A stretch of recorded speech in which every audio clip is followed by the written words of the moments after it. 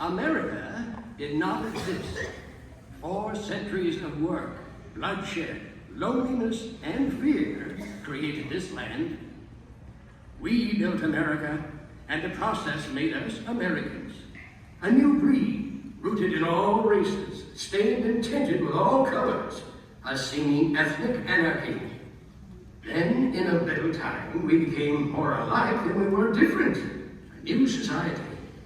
Not great, but fitted by our very faults for greatness. Excuse me, Mr. Twain. What's that? Perhaps you recognize those inspiring words from one of America's great writers.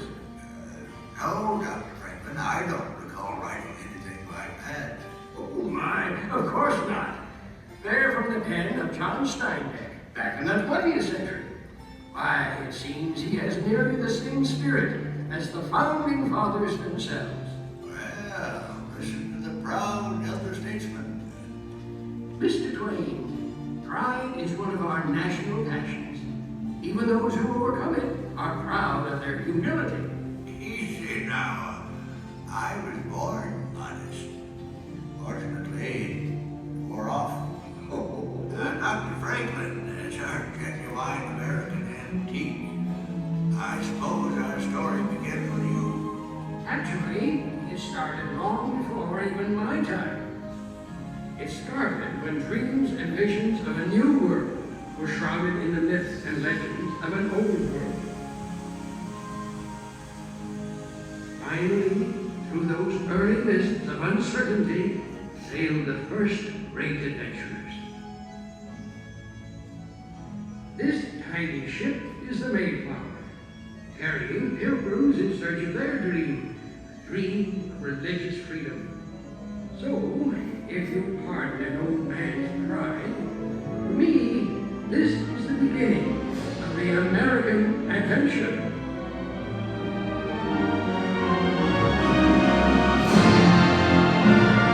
There's a land across this ocean I'm waiting to see, a land for these people who dream to be free. So stand by the mainsail, the fierce storms will race, aloft with key mates our King Neptune will face. You think that these landlubbers never would last, this cargo of pilgrims 12 feet for the mast. It's land home, we hearties, at last we've arrived, and praise be to God, nearly all have survived. But a look on this wilderness brings me to dread that the first bitter winter may leave all more dead. They call themselves pilgrims, these poor wretched souls, with a dream to be free in the new world they're going.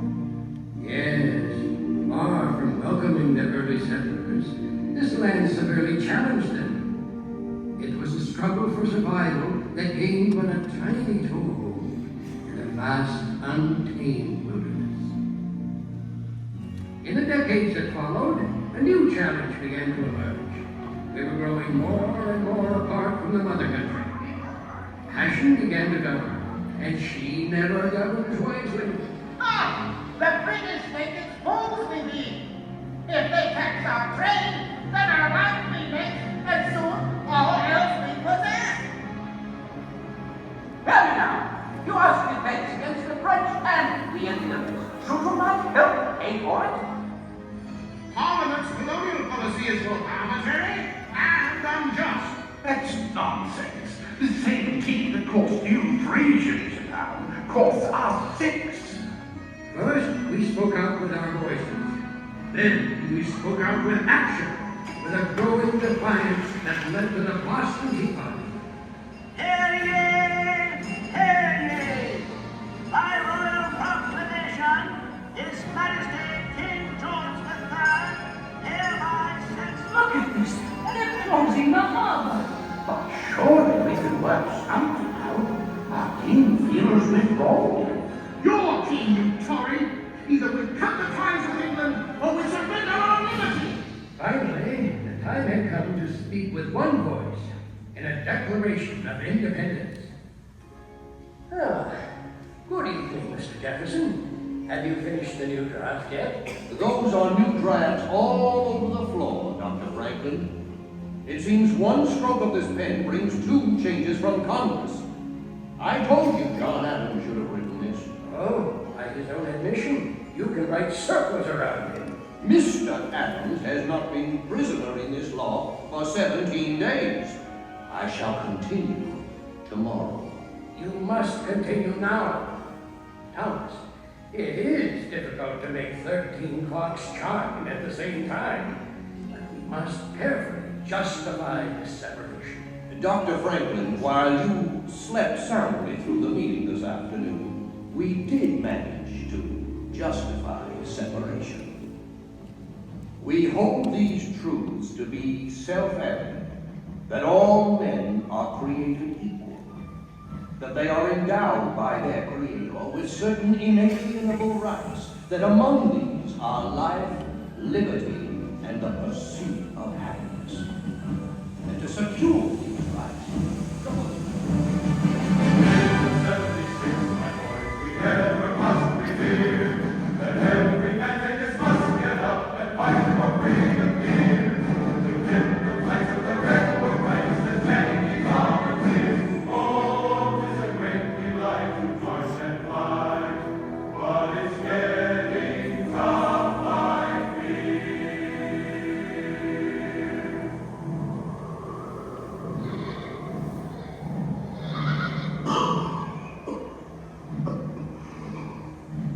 I shan't spend another night up here. At least you got shoes, mate. There's not a dozen left who can say that. Don't tell me, friend. Tell the good general that. Tell him that half his camp has got typhus, smallpox, or dysentery. And there be not a ration amongst us. Now we can forage for hickory nuts, pie, while the English overindulge in all of Philadelphia's fine food and drink. 'Tis a strange war we shoulder, George Washington. Congress sleeps warmly in York. And the British party in Philadelphia. We freeze or starve to death here in Valley Forge. Raise the valley forth, my boys, forever we must hail. We fight the foe with right our feet as the lobster backs we gale. The time will come and they'll be on the run and the ships will homeward sail. Oh, it's a great delight to march and fight along the victory trail. It's a great delight to march and fight along the victory trail. In the end, we the people prevailed and achieved perhaps our greatest dream. 13 very different colonies became the United States of America, and we were free to become an entire nation of dreamers and doers. Westward bound, Dr. Franklin, to new frontiers. To the age of Samuel Langhorne Clemens. Well, I like to think Mark Twain was part of all that.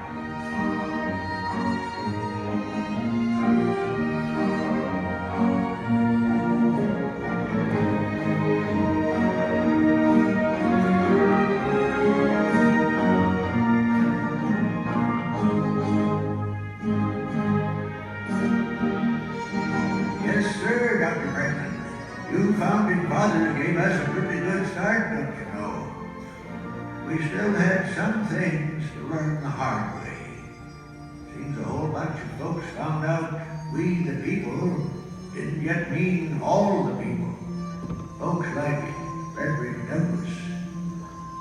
Even amidst the cricket song here along Mark Twain's beloved Mississippi, I hear the noise of change and the crack of the whip. Yet there's hope. Hope born from the words of Harriet Beecher Stowe. Uncle Tom's Cabin has given our nation a key, which can unlock the slave prison to millions. Anti-slavery is no longer a thing to be prevented. It is grown to abundance, to be snuffed out like a lantern. Americans like Douglas got us into this mess. We only wanted freedom, not war. Well, listen to my abolitionist brother. What? Pa, he's gonna make a real good Philly Yankee. We got a good cause, Johnny Reb. Quiet, both of you. You're gonna ruin Ma's birthday. No. Ain't nothing been ruined today. We're all together. That's what counts. Now, you go ahead, Mr. Brady. All right, everybody. Hold real still now.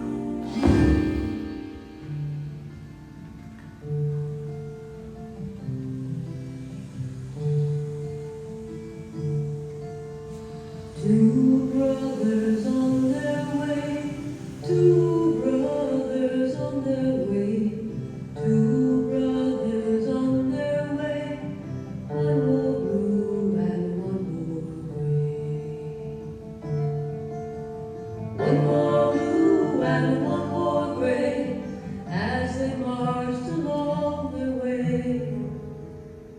The fife and drum began to play.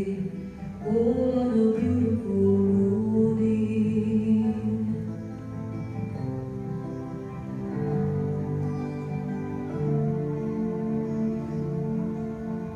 One was gentle, one was kind.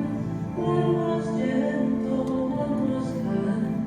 One came home, one stayed behind. A cannonball don't pay no mind. Cannonball don't pay no mind if you're gentle or if you're kind. It don't think of the folks behind. Oh, on a beautiful morning. Oh, on a beautiful morning. At last, the terrible Civil War ended. The time had come to rebuild our shattered nation.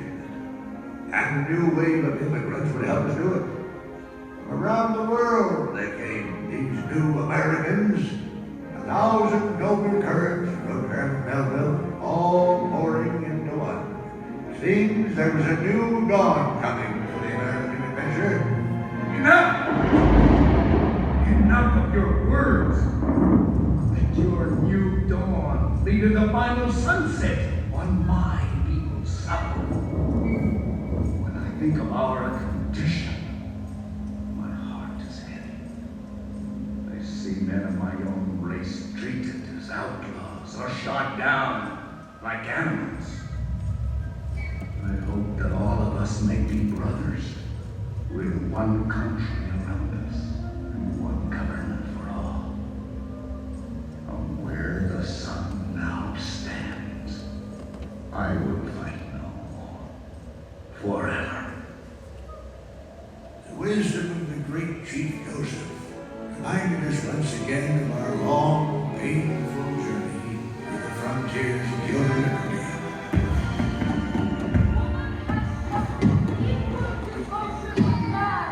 To the cause of freedom. Together, they have made this country what it is. We ask justice. We ask equality. Be guaranteed to us and our daughters forever. Well, here we are, back in the heat of Franklin's Philadelphia again. We're 100 years old today. We came a long way in that first century. But like Susan B. Anthony, we're still speaking out. And why shouldn't we, Mr. Twain? As Tom Edison said, discontent is the first necessity of progress. Edison, afraid I don't place the name. Edison's that young phonograph inventor. Why, this great hall is filled with new inventions.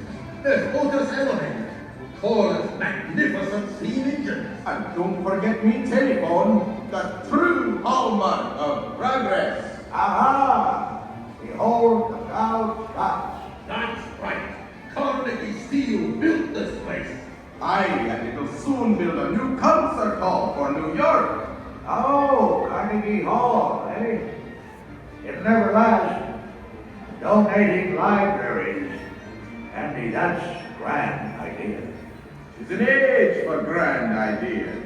An era for innovation. A dawn for new awareness. A time to challenge the frontiers of a new century.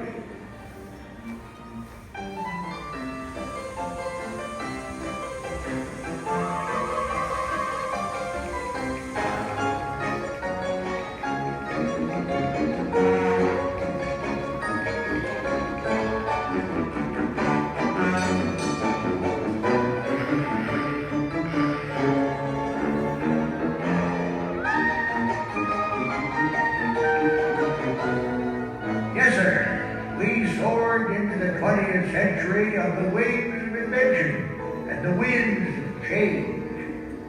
But our America's beautiful, and she was changing too. We needed people like Teddy Roosevelt and an outspoken naturalist, John Muir, to get our attention. Beautiful. Bully beautiful. Those falls are magnificent. Aye, Mr. President. But it won't last if the timber thieves have their way. John, you may be right, but the country's growth is putting a tremendous demand on our resources. Any fool can destroy trees.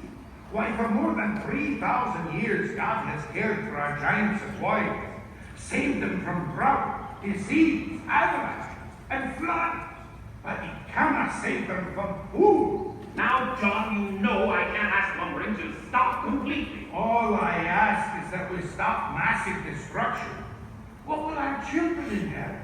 Seedlings? Of course not. I realize we're not building this country for a generation alone. I know we've got to expand our parks. Then start it here and now. Make this valley a part of Yosemite National Park.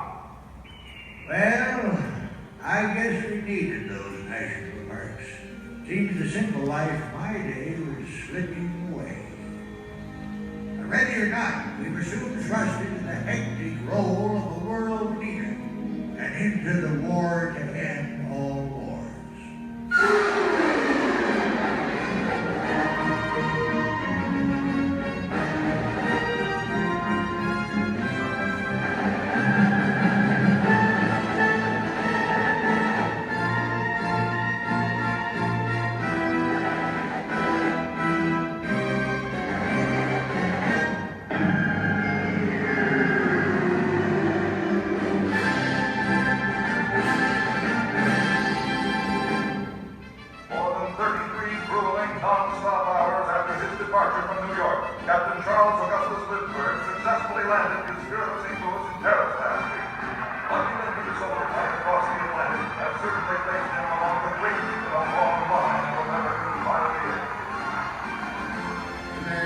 October 29, 1929, Wall Street became America's greatest wall of rubble. This stock market crash astonished the golden dreams of millions.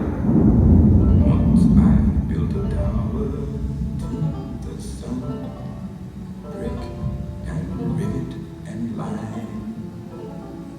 Once I built a tower, now it's done. Brother, can you spare a dime? Spare a dime? Sure. Buy 4 of my apples, and I'll loan you back to 10 cents. Hey, Sam, I heard tell there's New York millionaires are selling apples too. You mean ex-millionaires, don't you? Hey, it looks like the storm's finally letting up. Well, maybe the Sunday drivers will come out and hunt for gas. Ain't many folks paying no 18 cents a gallon. Hey, listen, fellas, old FDR's been inaugurated.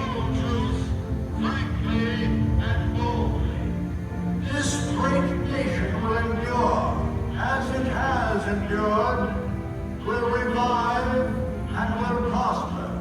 So first of all, let me assert my firm belief that the only thing we have to fear is fear itself. Yeah, sure hope he's right. Folks could use a little prosperity around these parts. Yes, sir. Before this depression, we sure had enjoyed special blessings. Hold it. But I you know, think it that's Will seems to Rush. me that we was a mighty cocky nation. We've begun to believe that the height of civilization was an automobile, a radio, and a bathtub. Of course, now we're a whole lot smarter. And now the Congress wants to trim down the Navy so it'll fit into the bathtub too. You know, it seems to me like we're the only nation in the world that waits till we get in war before we start getting ready for it. Yesterday, December 7th, 1941, a day of infamy, the United States of America was suddenly and deliberately attacked by naval air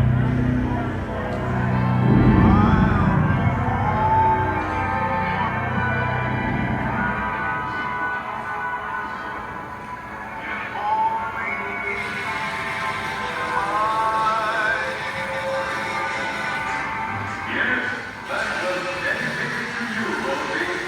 Tens of thousands of you across the face of America working tonight to keep our boys in the fight. To all of you out there, a very Merry Christmas. Well, Rosie, think you'll ever get this old top back in the fight? We'll sure try, Sailor. Hey, what did you fellas do? Let the whole Nazi fleet use your retirement practice? Yeah, no wonder they got us working double shifts. Great way to celebrate the holidays with our guys over there. Cheer up, Dave. Maybe we'll all be together by next Christmas.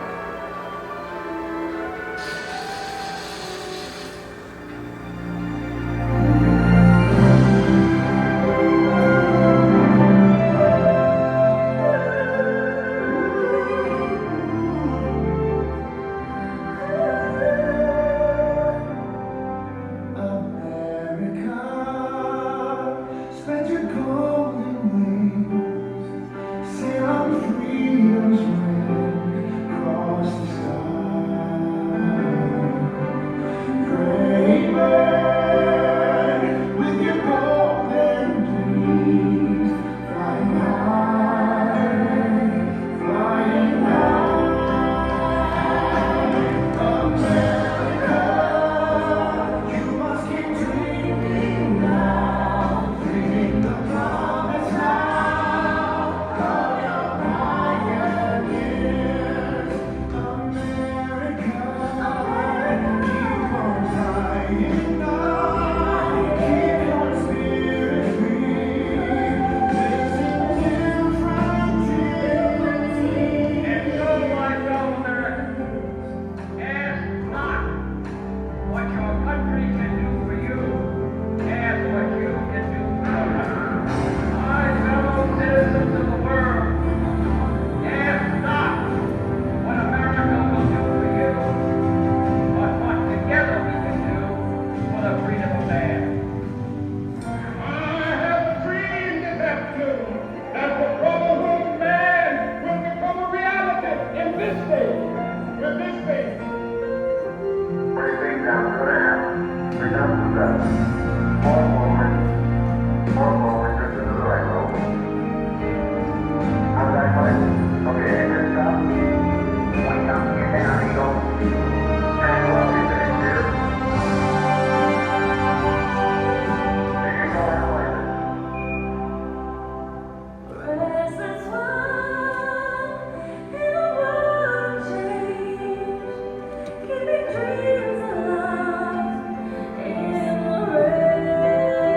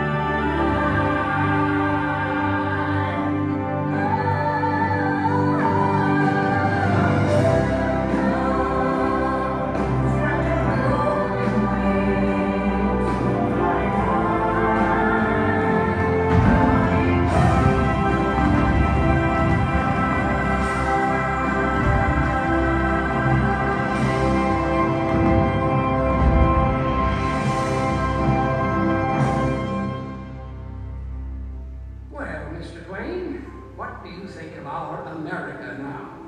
I think the founding fathers never dreamed of an America like this. Of course not. We weren't dreamers, we were visionaries.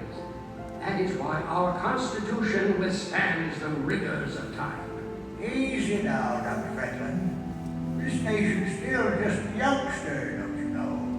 Why, some countries have been around for 50 centuries. We're barely into our third. That's true, but look what we've accomplished in that tiny span of time. My dear Doctor, earlier you found John Steinbeck so inspiring. And he also sounded this warning. We now face the danger which in the past has been the most destructive to the human: success, plenty, comfort, and ever-increasing leisure. No dynamic people has ever survived these dangers. I may have invented these Bible boots I'm wearing, but I can assure you they are not rose-colored. Mr. Twain, the golden age never was the present age, but with human liberty, we can fulfill the promise and meaning of America. To everyone a chance, believed Thomas Wolfe. To all people, regardless of their birth, the right to live, to work, to be themselves, and to become whatever their visions can combine to make them. This is the promise of America. Mr. Twain, 'tis easy to see, hard to foresee, but I foresee the American adventure to continue a long, long time. America!